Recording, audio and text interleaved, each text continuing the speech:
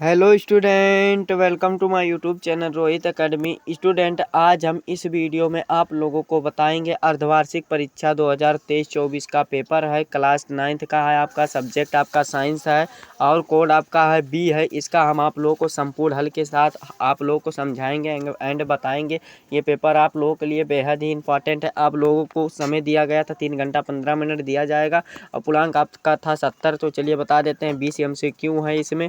आप लोगों को संपूर्ण हल के साथ इसको बताएंगे और समझाएंगे। देखिए, पहला खंड आ यहाँ से स्टार्ट होता है। खंड आ, जिसमें उपखंड पहला है, भौतिक विज्ञान का क्वेश्चन है। इसमें पहला पूछा है कि निम्नलिखित में से अधिस रास है, यानी कि निम्नलिखित में से अधिस रास क्या है। तो कार्य जो होता है अधिक रास होता है, बल्कि ये तीनों जो है ये सदिश रास है। ठीक।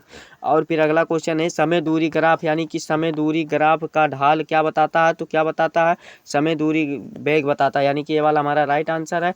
फिर अगला क्वेश्चन है, देखिए कि 36 किलोमीटर प्रति घंटा की चाल से चल रही कार 10 मिनट में कितनी दूरी तय कर लेगी। तो गुणा कर देंगे तो आपका 360 आ जाएगा, यानी कि गुणा दोनों में होगा। 300 मतलब 36 गुणे 10 करेंगे 360 किलोमीटर आ जाएगा। सी वाला हमारा राइट आंसर है। बल का यम के यस में प्रणाली में मात्रक है तो किग्रा मीटर प्रति सेकंड स्क्वायर होता है। ठीक। किसी वस्तु का जड़त्व किस पर निर्भर करता है। तो वस्तु के द्रव्यमान पर निर्भर करता है। अगला क्वेश्चन हमारा है कि जी स्मॉल जी तथा कैपिटल जी में सही संबंध है। तो ये बी वाला हमारा राइट आंसर है। और फिर अगला क्वेश्चन है कि चंद्रमा का गुरुत्वाकर्षण जी का मान होता है। तो ये होता है 9.8 मीटर प्रति सेकंड स्क्वायर होता है। ठीक। फिर हमारा यहाँ से रसायन विज्ञान आ जाता है। खंड उपखंड खा में रसायन विज्ञान आ जाता है, केमिस्ट्री आ जाता है। पहला क्वेश्चन इनसे पूछा है कि शुद्ध गलती बर्फ का तापमान होगा या होता है, यानी कि शुद्ध गलती तापमान होता है तो 273 केल्विन होता है। के का मतलब होता है केल्विन। ठीक। और पंचतत्व में आते हैं तो ये उपयुक्त सभी आते हैं, यानी कि पंचतत्व में उपयुक्त सभी आते हैं। अगला क्वेश्चन है सल्फर है, यानी कि सल्फर क्या है। तो सल्फर आधातु बी वाला हमारा राइट आंसर है। दूध से क्रीम अलग की जाती है तो अपकेंद्रीकरण के द्वारा अलग की जाती है। ठीक। फिर अगला क्वेश्चन है कि पोटेशियम का प्रतीक होता है, यानी कि पोटेशियम का प्रतीक क्या होता है। तो के होता है, यानी कि के से होता है पोटेशियम का प्रतीक। और आवेशिक कण को क्या कहते हैं, आवेशिक कण को आयन कहते हैं या इलेक्ट्रॉन कहते हैं। ठीक।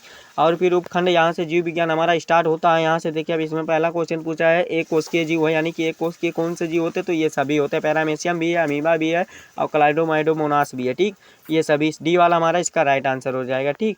और फिर हमारा अगला क्वेश्चन देखिए क्या है कि आत्मघाती थैली के नाम से जाना जाता है। तो लाइसोसोम को जाना जाता है। अगला क्वेश्चन है केंद्रक की खोज की थी। केंद्रक की खोज रॉबर्ट ब्राउन ने 1831 ईस्वी में की थी। ठीक।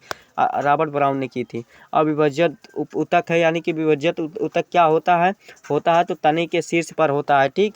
फिर अगला क्वेश्चन है रुधिर के तरल अधत्री भाग को क्या कहते हैं। तो प्लाज्मा कहते हैं। डी वाला हमारा राइट आंसर है।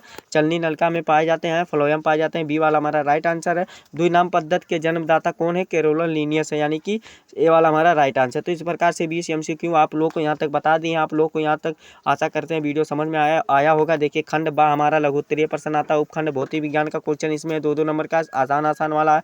देखिए चाल तथा वेग में 2 अंतर लिखिए। 2 अंतर लिखना है कि या एक अधिस राशि है या एक सदिश राशि है। इस प्रकार से लिख लीजिएगा, सदिश राशि है या एक अधिस राशि है, इस प्रकार से लिखिएगा।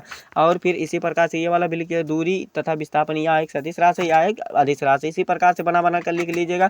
और इसमें मतलब ये दूरी कभी मतलब कभी ऋणात्मक नहीं हो सकती है। ये मतलब ऋणात्मक ये मतलब दूरी ऋणात्मक नहीं हो सकती है और ये हो सकती है। ठीक। इस प्रकार से लिख लीजिएगा। ठीक। और संतुलित तथा असंतुलित बलों के 4 अंतर लिखिए। तो 4 अंतर इसको भी लिखने हैं। बल किसे कहते हैं।